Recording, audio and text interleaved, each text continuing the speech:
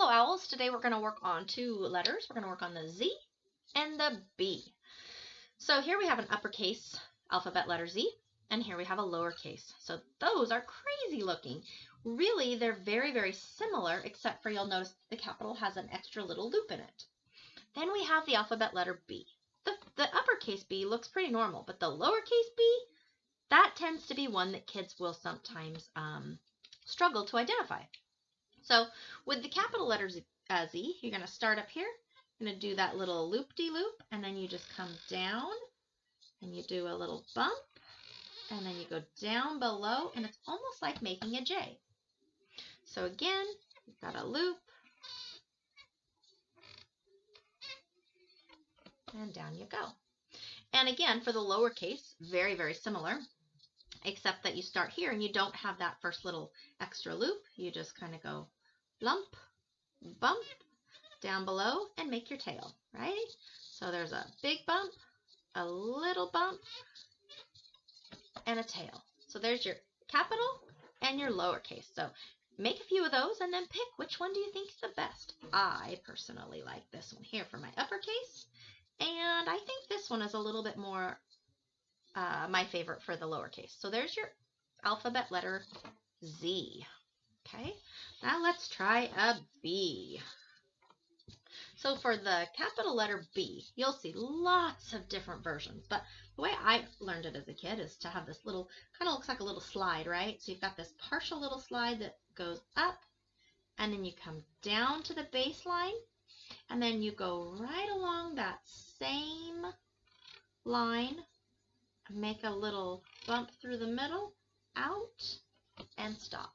Now you'll notice that a lot of people will start to connect this part here right to the next letter. So if my name, for example, were Beverly, it might look like this.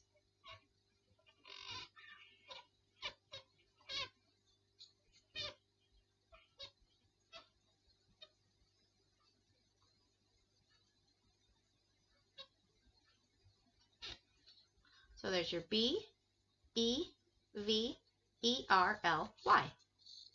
So there's your capital letter B. So practice a few of those capital letter B's. And then, of course, pick your favorite one. So you start kind of in the middle between that center and the top. And then you go up, down, around, make a little loop, and back. You'll see some people that do a little extra loop in here. So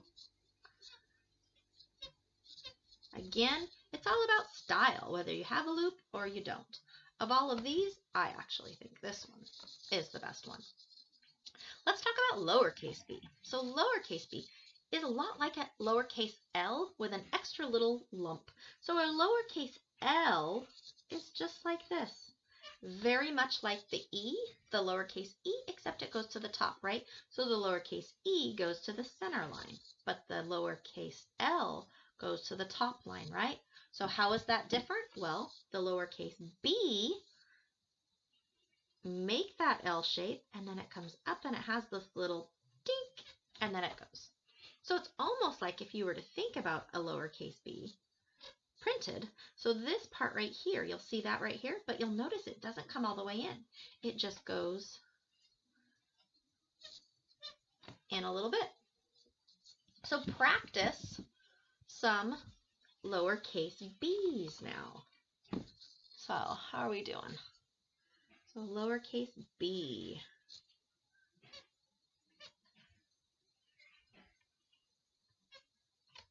And then again, take a look at your angle. Remember, we don't want it up and down. We want it just slightly slanted.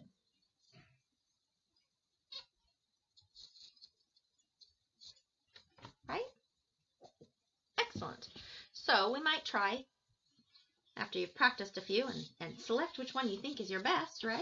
So what are some words that we can put together now? So what words have we learned? We have learned the upper and lowercase z. We've learned the upper and lowercase b. We've learned the uppercase and lowercase a. we've learned the lowercase c, but the uppercase C is really similar with an extra loop.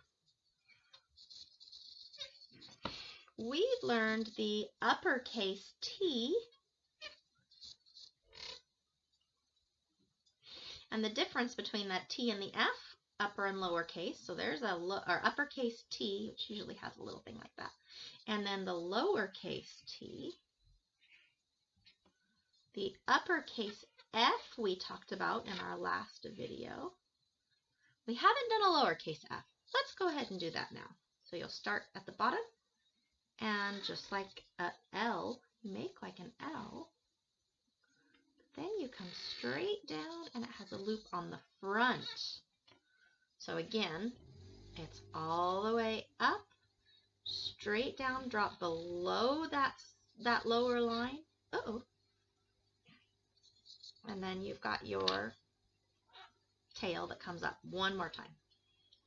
All the way up, down through the bottom line, and up. So this one's a pretty good one. So we worked on, oh, that's right, we learned a lowercase p. How about an uppercase p? So here we go, ready?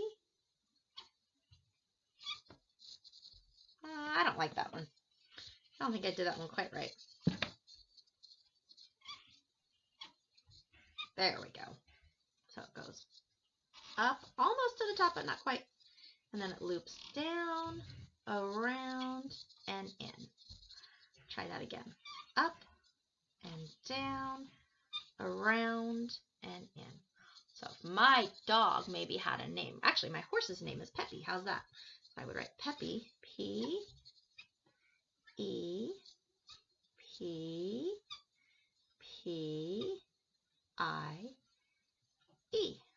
Peppy. That's her name. So look at all those alphabet letters we've learned. Z, B, A, C, T. Added in an extra little F, P. Look at that. Lots of words we can practice. So I'll write my horse's name again, Peppy.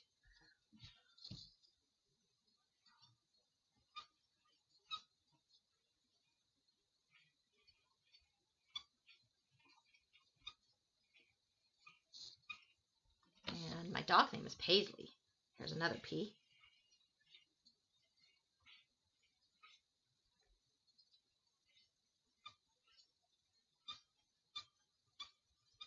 Couple new ones. There's an I. Here's an S and a Y. So pick some of those words, start blending them together, and make some words, right? Make some cursive words. Make sure you leave a good space between them. So if you were writing a sentence, so if I wrote, for example, Peppy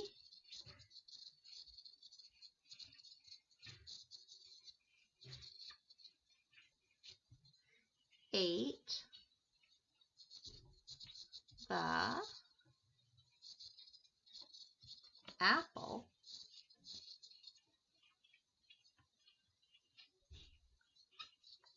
from me.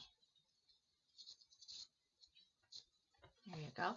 I know there's plenty of letters in there that you haven't quite learned, but take a look at them, and remember, you can go back to that video that teaches every alphabet. So there's a couple videos for you to work on some cursive writing. Have a great day.